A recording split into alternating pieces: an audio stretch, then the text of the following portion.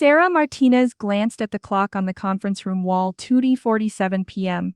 Emma would be getting out of school in just over an hour, and Sarah still had to finish this presentation review, respond to 3 urgent emails, and somehow make it to the grocery store before pickup. She rubbed her tired eyes and refocused on Richard Blackwood's voice droning on about quarterly projections. The Henderson account is crucial, Richard was saying, his perfectly manicured fingers drumming against the mahogany table. We cannot afford any mistakes, any distractions, any... Sarah's phone vibrated against the table. The screen lit up with Maple Elementary School in bold letters. Her heart immediately clenched. Schools didn't call unless something was wrong. She quickly declined the call and looked up to find Richard's steely gray eyes fixed on her, his mouth pressed into a thin line of disapproval. Around the table, her 6 colleagues shifted uncomfortably in their seats. "I'm sorry," Sarah whispered. "Please continue." But her phone buzzed again. Same number. Sarah's palms grew damp. Emma had seemed fine that morning, laughing over her cereal, excited about show and tell. But what if she'd fallen? What if she was sick and scared, asking for mommy? "Are you going to answer that?" Richard's voice cut through her thoughts like ice. "It's my daughter's school. I just need to..." "No." Richard held up his hand. "You need to be present in this meeting. Whatever personal drama is happening can wait." She could practically feel Emma's small hand reaching for her, and her maternal instincts overrode everything else. "I'm sorry, I have to take this. It might be an emergency." She swiped to answer. "Hello, Miss Martinez? This is Mrs. Chen from Maple Elementary. Emma has a fever of 1-1 and she's asking for you. Our policy requires..." "I'll be right there," Sarah whispered, her heart breaking at the thought of Emma feeling sick and alone. The silence in the room was deafening as she hung up. All eyes were on her, but Richard's gaze felt like a spotlight exposing every inadequacy she'd ever felt as a working single mother. "Well?" Richard leaned back in his leather chair, his expression a mixture of disgust and vindication. "Let me guess, you have to leave. Again." My daughter has a fever. The school requires..." "This is exactly why we can't rely on single mothers." Richard's voice rose, filling the conference room with his contempt. "Always distracted, always putting their personal drama first. You've been here 3 years, Sarah, and in that time, how many meetings have you missed? How many deadlines have you pushed because of some crisis at home?" Sarah felt her face flush hot with shame and anger. She could feel her colleagues' eyes on her, some sympathetic, others judgmental, all of them silent. Not one person spoke up in her defense. "Richard, something with more flexible hours. Part-time retail, perhaps.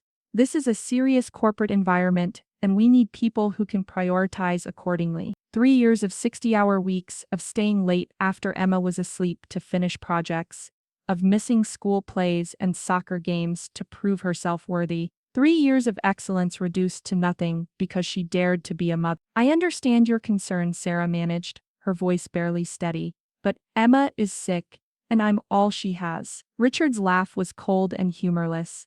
"That's the problem, isn't it? You chose to be all she has. The rest of us shouldn't have to suffer for your poor life decision." Sarah gathered her things with trembling hands, her vision blurring with unshed tears. As she reached the door, she heard Richard address the room. "This is exactly why I've been advocating for more strategic hiring practices. We need team members who can give 100%, not people juggling competing priorities." Walking down the hallway toward the elevator, Sarah realized this wasn't the first time. The snide comments about her leaving early the eye rolls when she mentioned Emma's doctor appointments. The way he'd passed her over for the Morrison project, giving it instead to Jake, who had half her experience but no children to distract him. That she was being too sensitive, that if she just worked harder, stayed later, proved herself more, Richard would see her value. But as the elevator doors closed and she saw her reflection, exhausted, defeated, and utterly alone, Sarah finally understood the truth. Richard hadn't just humiliated her today, he'd been systematically undermining her for years, and she'd been too busy surviving to fight back. Well, not anymore. 3 days later, Sarah sat in the break room, picking at a wilted salad, her mind still replaying Richard's words on an endless loop. Emma's fever had broken within hours, just a minor bug, but the humiliation lingered like a bruise that ached whenever touched. "You look like you haven't slept in a week," Lisa Chen said, sliding into the chair across from her. As Pinnacle Corp's HR generalist, Lisa had always been friendly, but today her expression held something deeper, concern mixed with what looked like guilt. "Just tired," Sarah replied, forcing a smile. "Emma's better, thankfully." Lisa glanced around the empty break room, then leaned forward. "Sarah, I need to tell you something about what happened in that meeting. I've been going back and forth about this for days, but," Lisa took a deep breath, "I process all the promotion recommendations that come through HR. Richard has blocked you from 3 different positions in the past 18 months. The Morrison account manager position you applied for, you were the top candidate, marketing lead for the Peterson project. Your qualifications were perfect, and that senior coordinator role that went to Jake last month." Lisa's voice dropped to a whisper. "Richard specifically told my supervisor that you were unreliable due to personal circumstances, and that single mothers couldn't handle the pressure of leadership roles. Richard's too smart for that, but my supervisor, Michelle, she was uncomfortable with it. She mentioned it to me because she thought it sounded discriminatory." Lisa reached across the table and touched Sarah's hand. "Sarah, I think he's been systematically sabotaging your career." The break room seemed to tilt around Sarah. Every missed opportunity, every time she'd wondered why she was passed over, despite her qualifications, every moment she'd blamed herself for not being good enough, it all crystallized into a sharp, painful clarity. "There's more," Lisa continued reluctantly. "I overheard him talking to Michelle yesterday about the restructuring that's coming in Q3. He specifically mentioned that your position might be redundant." Sarah's voice cracked. "I handle the Morrison account, the Peterson project, and half of our social media strategy. How is that redundant? He's bringing in his golf buddy's son, Trevor, fresh out of college, no experience, but Richard says he shows real potential and doesn't have any outside distraction." Lisa's air quotes made the euphemism clear. Sarah felt something hot and fierce unfurl in her chest. Not the helpless shame from 3 days ago, but pure crystalline anger. "He's going to fire me to make room for some kid whose only qualification is having the right anatomy and no children. I can't prove it, but, yes, I think that's exactly what he's planning." Yes, for a moment Sarah couldn't speak. 3 years of excellence, of sacrificing time with Emma, to prove her dedication, of enduring subtle slights and overt hostility, all while Richard smiled to her face and stabbed her in the back behind closed doors. "Why are you telling me this?" Sarah asked finally. Lisa's expression hardened. "Because I have a daughter too. She's only 3, but someday she might be where you are now, and if someone was doing this to her, I'd want someone to speak up." She paused. "Also because what Richard's doing isn't just wrong, it's illegal. Discrimination based on family status is a violation of our company policies and federal law." Yes, Sarah nodded slowly, her mind already racing ahead. "Is there any way to document this? Any evidence?" "That's the tricky part. Richard's careful about what he puts in writing, but," Lisa hesitated, "if you were to start recording conversations, or if someone happened to witness him making discriminatory comments, someone like you." Lisa smiled grimly. "Someone exactly like me." As Sarah walked back to her desk, everything looked different. The office she'd tried so hard to belong in revealed itself as a battlefield where she'd been fighting with one hand tied behind her back. But now she knew the rules of engagement. Richard had spent 3 years trying to push her out quietly, subtly, thinking she was too naive or too desperate to fight back. He'd counted on her silence, her gratitude for having any job at all, her fear of being seen as difficult. He'd underestimated her completely. Sarah Martinez wasn't just a single mother struggling to survive anymore. She was a woman with nothing left to lose and everything to fight for. And Richard Blackwood was about to learn the difference. That evening, after Emma was asleep, Sarah sat at her kitchen table with a yellow legal pad and her laptop, methodically reconstructing 3 years of workplace interactions. Every snide comment, every passed-over opportunity, every time Richard had made her feel small. She wrote it all down with dates, witnesses, and context. The pattern was damning once laid out in black and white. Richard's discrimination wasn't just obvious, it was systematic and calculated. Her phone buzzed with a text from Lisa. "Check your email, sent you something interesting." Sarah opened her laptop to find an article forwarded from a business journal, Martinez Holdings completes acquisition of Pinnacle Corp. New leadership promises cultural overhaul. Her heart skipped. She scrolled down to the photo of the new CEO, a sharp-eyed woman in her 40s with dark hair and an expression that suggested she didn't suffer fools. Elena Martinez, no relation despite the shared surname. But that coincidence made Sarah smile grimly. The article detailed Elena's background, a single mother who'd built her consulting empire from nothing after facing workplace discrimination at her previous job. Martinez Holdings was known for its zero-tolerance policy on harassment and discrimination, and for promoting based purely on merit. Perfect, Sarah thought. Absolutely perfect. Over the next 2 weeks, Sarah became a woman with a mission. She arrived early and stayed late, but not to impress Richard, to gather evidence. She documented every interaction, every slight, every discriminatory comment. When Richard made snide remarks about her divided loyalties, she smiled sweetly and let him talk while her phone's voice recorder captured every word. Richard was in rare form, emboldened by what he clearly saw as Sarah's defeated acceptance of her fate. "I want to make sure we have our most reliable people on point for this," he announced, his eyes sliding past Sarah, dismissively. "Jake, you'll take lead, Marcus, you're backup. Sarah," he paused dramatically. "Sarah, you can handle the administrative support, filing, note-taking, that sort of thing." Sarah felt the familiar flush of humiliation, but this time she channeled it into cold calculation. "Of course, Richard, whatever the team needs." Exactly the right attitude, Richard beamed, not noticing how her colleagues shifted uncomfortably. "It's important to know your limitations. Some people are cut out for leadership, others for support role." Later in the break room, Sarah played the recording back for Lisa, who winced at Richard's condescending tone. "That's textbook discrimination," Lisa confirmed. "He's essentially saying you're not leadership material because you're a single mother. And I've got 5 more recordings just like it." Sarah's smile was sharp, "But I need the perfect moment to use them." That moment came sooner than expected. Lisa rushed to Sarah's desk the following Friday, her eyes bright with excitement. "Emergency all-hands meeting Monday morning," she whispered. "Elena Martinez herself is coming for a surprise inspection, and company address." Richard's been running around like a headless chicken trying to prepare. Sarah's pulse quickened. A surprise inspection. Apparently Martinez Holdings does them at all their newly acquired companies to assess company culture and management effectiveness. Lisa grinned. Richard has no idea what's coming. She organized her evidence into a clear, compelling presentation.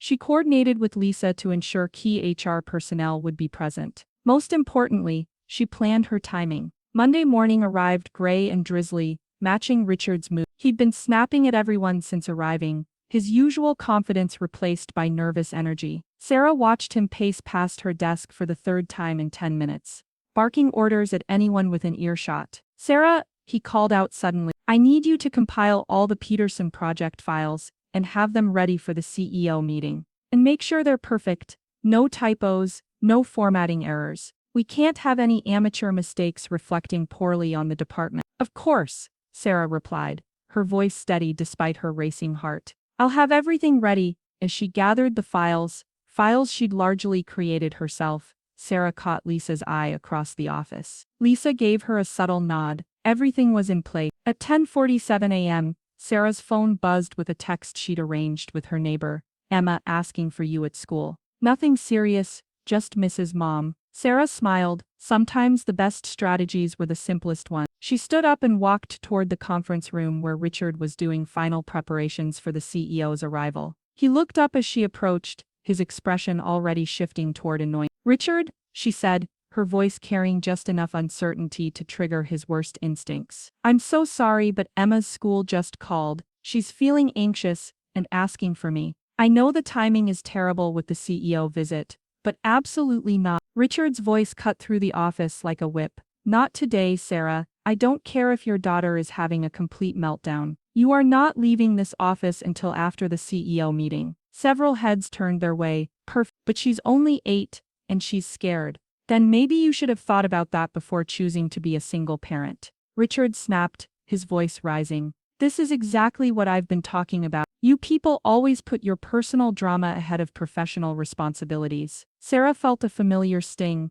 but this time it was accompanied by satisfaction. Richard was performing exactly as she'd predicted, and she could see her colleagues' shocked expressions from the corner of her eye. "I understand your frustration," she said carefully, "but surely, no buts. This is a critical day for our department, and I will not have it sabotaged by your inability to manage your personal life." Richard's face was flushed now, his carefully maintained professional facade cracking. "Honestly, Sarah, if you can't handle the basic requirements of corporate employment, maybe it's time to consider a career change, something more suited to your circumstances." The office had gone completely silent. Even the clicking of keyboards had stopped. Sarah looked around at her colleagues' faces, some horrified, others uncomfortable, all of them witnesses to Richard's discriminatory tirade. In the distance, she could hear the elevator ding and footsteps approaching down the hallway. "You're absolutely right, Richard," Sarah said, her voice carrying clearly through the silent office. "This is a critical day, and I think everyone should hear exactly what kind of leadership our department has been operating under." Richard frowned, sensing something had shifted but not understanding what. "What are you talking about?" The footsteps in the hallway were getting closer. Sarah smiled. "Oh, I think you'll find out very soon." Sarah could practically feel Richard's confusion radiating across the room as he tried to process her sudden confidence. Around them, their colleagues remained frozen, sensing the shift in dynamics, but not understanding its source. "What's gotten into you?" Richard demanded, his voice sharp with irritation. "This attitude is exactly why." "Why what?" Sarah interrupted, her voice steady and clear. "Why single mothers don't belong in corporate environments. Why we're unreliable. Why we should find jobs that better suit our lifestyle choices." Richard's face darkened. "Don't twist my words, Sarah. I'm simply pointing out that I've worked 60-hour weeks for 3 years, that I've never missed a deadline despite handling the Morrison account, the Peterson project, and half our social media strategy single-handedly." Sarah's voice grew stronger with each word. "That I've sacrificed time with my daughter to prove myself worthy of a position I earned through merit, not charity." The office was dead silent now. Jake shifted uncomfortably in his chair, probably remembering all the times Sarah had covered for his mistakes. Marcus stared at his computer screen, unwilling to make eye contact. Even the usually chatty receptionist had stopped answering phones. Richard's professional mask was slipping completely. "Your personal sacrifices don't change the fundamental reality that employees with families are distracted employees. It's simple mathematics." "Mathematics?" Sarah laughed, a sound with no humor in it. "Let's talk mathematics, Richard. In the past 18 months, how many projects have I delivered on time versus Jake? How many client relationships have I maintained versus Marcus? How many duds?" "Enough." Richard slammed his hand on the nearest desk, making everyone jump. "I don't have to justify my management decisions to you. You work for me, not the other way around. And if you can't accept constructive feedback about your performance limitations," Sarah's eyebrows shot up. "Is that what you call it when you blocked my promotion to Morrison account manager? When you told HR I was unreliable due to personal circumstances? When you recommended Jake for the Peterson lead, despite him having half my experience?" Richard went very still. "I don't know what you think you heard, but I didn't hear it, Richard. I documented it." Sarah's smile was sharp as a blade. "Along with every discriminatory comment, every passed-over opportunity, and every instance of you treating single mothers like second-class employees." A few gasps echoed around the office. Lisa, who had been hovering near the filing cabinets, moved closer with her phone discreetly positioned to record. Richard's face cycled through several emotions: surprise, anger, and finally cold calculation. "You're making serious accusations, Sarah. Accusations that could damage your already tenuous position here. Are you sure you want to go down this road?" "What road is that, Richard?" "The road where I stand up for myself, where I refuse to be pushed out quietly to make room for Trevor, your golf buddy's unqualified son." Richard's face went pale. "How did you—" He caught himself, but it was too late. "Know about Trevor? About your plan to eliminate my position during the Q3 restructuring?" Sarah stepped closer, her voice carrying clearly through the silent office. "Because, unlike you, I have allies in this company. People who believe in merit-based employment and equal treatment." "You're delusional," Richard snarled, but his voice cracked slightly. No one is going to believe some bitter single mother's conspiracy theories over a department head with 15 years of experience. You systematically sabotage my career for 3 years, block my promotions, plan to fire me, and publicly humiliate me for being a mother, and I'm bitter. The footsteps in the hallway were moving again, getting closer. Richard seemed to sense he was losing control of the situation. This conversation is over. You're obviously having some sort of emotional breakdown, which frankly proves my point about your stability. I think you should take the rest of the day off to collect yourself. Emotional breakdown? Sarah laughed again, this time with genuine amusement. Richard, I've never been more clear-headed in my life. In fact, I think this is the perfect time to discuss my stability and performance limitations with someone who might have a different perspective. The footsteps stopped directly outside the office door.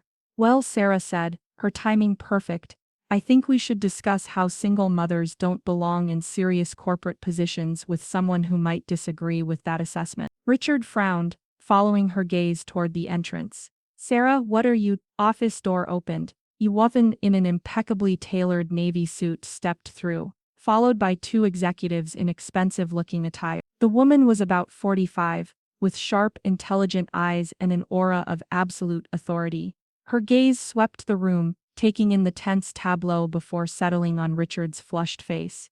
Mr. Blackwood, I presume. Her voice was crisp, professional, and carried just enough edge to make everyone in the room straighten unconsciously. Richard's demeanor shifted instantly, his anger replaced by nervous professionalism. Yes, I'm Richard Blackwood, department head.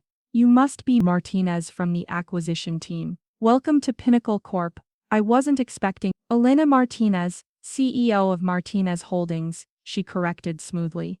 And I make it a point to visit all our newly acquired companies without advance notice. It gives me a better sense of the actual workplace culture, rather than the carefully curated version most executives prefer to present. Sarah watched Richard's face pale as he realized exactly who he was talking to and exactly what she might have overheard. Of course, Richard stammered. We're honored by your visit. We were just discussing some routine departmental matter. Nothing that would interest. On the contrary, Elena's smile was polite, but her eyes were steel. I'm very interested in how departmental matters are handled, especially matters involving employee management and company culture. I couldn't help but overhear part of your discussion as I approached. Something about single mothers and corporate positions, 3 years of humiliation, 3 years of being made to feel small and inadequate, and now Richard Blackwood was about to face the reckoning he'd never seen coming. Yes, Sarah said, clearly, her voice steady and strong. We were just discussing that exact topic. Elena Martinez stepped further into the office, her presence commanding immediate attention from every person in the room. Her two companions, whom Sarah now recognized as senior executives from the acquisition team, positioned themselves strategically near the entrance, effectively blocking any easy exit. How fascinating, Elena said, her tone conversational but her eyes sharp as razor. And what conclusions were you reaching about single mothers in corporate positions, Mr. Blackwood? Richard's mouth opened and closed like a fish gasping for air. Sweat beaded on his forehead despite the office's air conditioning. Miss Martinez, I think there may have been some misunderstanding. We were simply discussing employee reliability and performance metrics.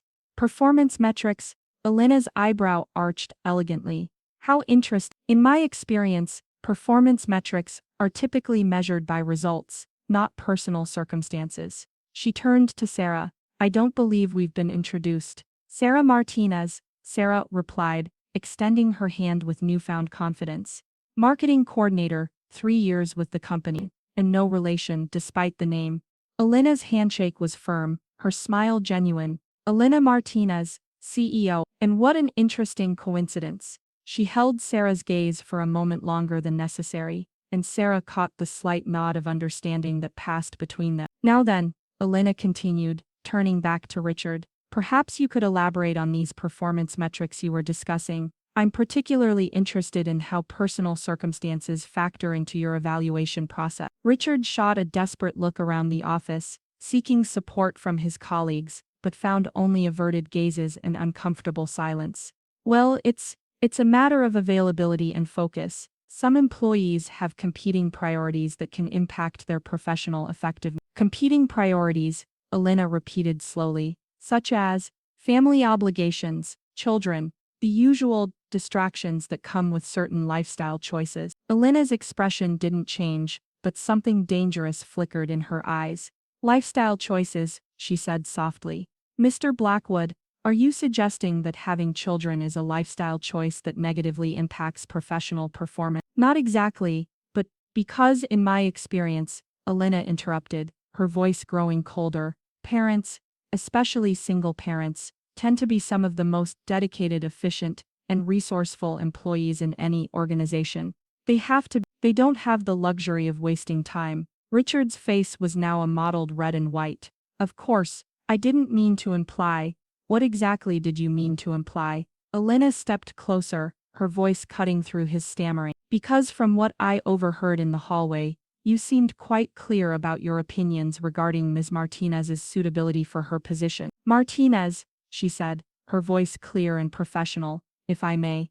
Elena nodded. Please. Sarah pulled out her phone and a folder she'd prepared. Over the past 3 years, Mr. Blackwood has systematically discriminated against me based on my status as a single mother. I have documented evidence of discriminatory comments, blocked promotions, and plans to terminate my employment to make room for less qualified candidates. In the past 18 months alone, I was passed over for 3 promotions despite being the most qualified candidate. Each time, Mr. Blackwood cited my personal circumstances and divided loyalties as reasons I couldn't handle increased responsibilities. That's completely false. I would never. Oh, I have recordings, Sarah said simply. The office went dead silent. Even the background hum of computers and air conditioning seemed to pause. Elena's expression hardened into something that could cut glass.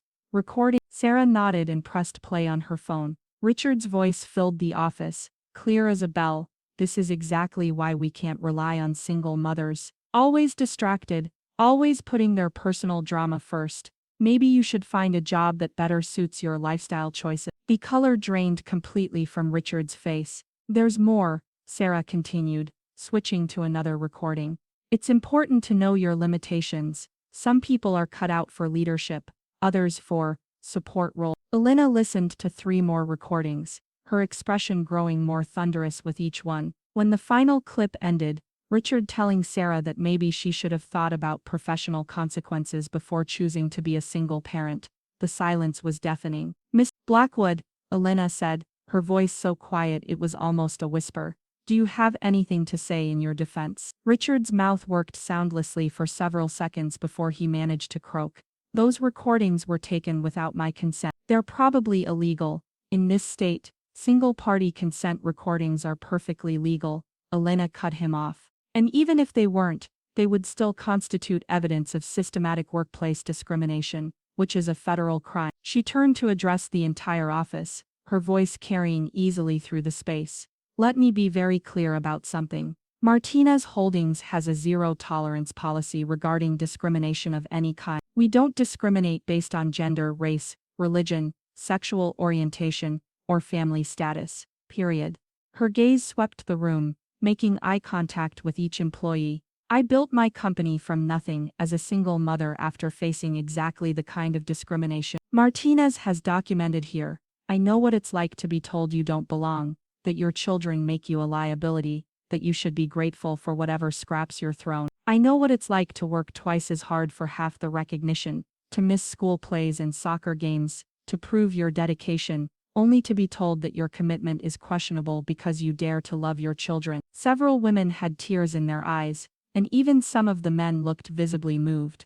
But here's what I also know, Elena continued, her voice rising. Single parents don't have the luxury of mediocrity. We can't coast on connections or charm our way through problems. We have to be excellent because we don't have a safety net. We have to be efficient because every minute matters. We have to be strong because our children are watching. So when I hear someone like you dismiss someone like Miss Martinez, a woman who has clearly excelled despite facing systematic discrimination, it tells me everything I need to know about your character and your fitness for leadership. I need you in the marketing department immediately. We have a termination situation. Your record does speak for itself. 3 years of documented discrimination, blocked promotions based on illegal criteria, and plans to terminate an excellent employee to make room for nepotism. She smiled coldly. That record speaks volumes about exactly the kind of leadership Martinez Holdings will not tolerate. The security guards appeared in the doorway, their presence making the situation irrevocably final. Elena turned to Sarah. Miss Martinez, would you mind staying after Miss Blackwood's departure? I believe we have some things to discuss regarding your future with this company. As security escorted a speechless Richard toward the elevator, Elena addressed the remaining staff. Let this be clear to everyone. Excellence is the only metric that matters here. Not your personal circumstances, not who you know, not what your family situation looks like. Results, integrity, and dedication. That's what we value. Sarah watched Richard disappear around the corner, 3 years of humiliation and fear disappearing with him. For the first time in longer than she could remember, she felt like she could breathe freely. The nightmare was over, but something told her the best part was just beginning. The office remained frozen in stunned silence as the elevator doors closed behind Richard and the security guard. Sarah could hear her own heartbeat in her ears, the magnitude of what had just happened, slowly sinking in. 3 years of systematic humiliation had ended in less than 30 minutes. Elena turned back to the assembled staff, her commanding presence filling the space Richard had vacated. I want to be very clear about what just transpired here. What Mr. Blackwood did was not just morally reprehensible, it was illegal. Discrimination based on family status violates both federal law and Martinez Holdings' core values. Martinez has shown remarkable restraint and professionalism in the face of sustained discrimination. Her documentation and evidence gathering demonstrate exactly the kind of strategic thinking and attention to detail we value in leadership positions. Sarah felt her cheeks flush with pride, real pride, not the desperate gratitude she'd felt for years when receiving the smallest acknowledgement. Now then, Elena continued, this department needs interim leadership while we conduct a proper search for Mr. Blackwood's replacement. Martinez, I'd like to offer you the position of interim department head, effective immediately. The words hit Sarah like lightning. Around the office, she could see her colleagues' shocked faces, some surprised, others nodding in what looked like overdue recognition. Sarah's voice caught slightly. Thank you, I accept, accept. Elena smiled, the first genuinely warm expression she'd shown since arriving. Excellent. Your first task will be reviewing all pending personnel decisions. I suspect we'll find several performance-based choices that need reevaluation. Over the following weeks, the changes came fast and furious. Sarah moved into the corner office that had been Richard's domain, replacing his golf trophies and expensive whiskey with family photos and the employee recognition awards. Her team started earning under her leadership. The Peterson Project, which Richard had relegated her to administrative support on, became her first major success as department head. Without his interference, Sarah restructured the entire campaign, leading to a 40% increase in client engagement and a contract renewal worth $2. But the changes went far beyond Sarah's department. Elena was true to her word about company-wide reform. Within a month, Martinez Holdings implemented comprehensive anti-discrimination policies, mandatory bias training for all managers, and a confidential reporting system for workplace harassment. Most importantly to Sarah, Elena established the Parent Professional Network, a mentorship program connecting working parents across the company. Sarah found herself not just benefiting from the program, but helping to lead. You have a unique perspective, Elena told her during one of their weekly check-ins. You've lived through the worst of what workplace discrimination can look like, but you've also proven that excellence transcends personal circumstances. Other parents need to see that. Sarah discovered that Elena was right. Over the following months, she mentored 6 different employees, 4 single mothers and 2 single fathers, helping them navigate workplace challenges and advocate for themselves. The shy, defeated woman, who had once apologized for taking emergency calls from her daughter's school, was becoming someone others looked to for strength and guidance. The transformation wasn't just professional. At home, Emma noticed the change immediately. Mom, you smile more now, Emma observed one evening as they worked on homework together at the kitchen table that had once been Sarah's war room for gathering evidence. Do I? Sarah asked, though she already knew the answer. Patterson at school says, Saying sorry too much makes people think you did something wrong even when you didn't. The ultimate validation came 6 months later during Martinez Holdings' first annual Bring Your Child to Work Day, an event Elena had instituted specifically to normalize the presence of children in professional environments. Sarah stood in her corner office, watching Emma carefully arrange papers on the big conference table, preparing for the very important meeting they were going to have with her stuffed elephant. "Mr. Peanuts, is this where you work every day?" Emma asked, her voice filled with awe as she took in the spacious office with its view of the city skyline. "It is," Sarah confirmed, still sometimes surprised by the reality of it herself. "And people listen to what you say?"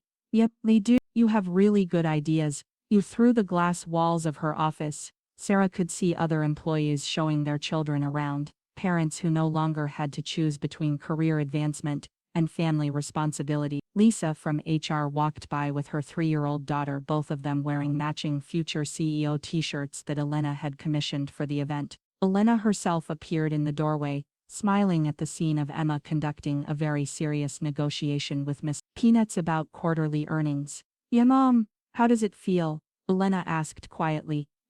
Sarah considered the question seriously. 6 months ago she had been a woman on the verge of losing everything, systematically undermined and professionally destroyed by a man who saw her children as a liability. Today she was a department head, a mentor and an advocate for change. "Yeah, Mom, it feels like justice," Sarah said finally. "But more than that, it feels like hope." As the afternoon sun streamed through the windows of her corner office, Sarah Martinez, single mother, marketing executive, and agent of change, watched her daughter play and realized that sometimes the best revenge isn't just getting even. Sometimes it's proving that everything they said you couldn't do was wrong. "Yeah, Mom, sometimes, if you're very lucky, you get to spend the rest of your career making sure no one else has to prove that ever again." Emma looked up from her negotiations with Mr. Peanuts and grinned. "Mom, this is the best office ever." "Yeah, Mom," Sarah smiled back, her heart full. "Yes, sweetheart, it really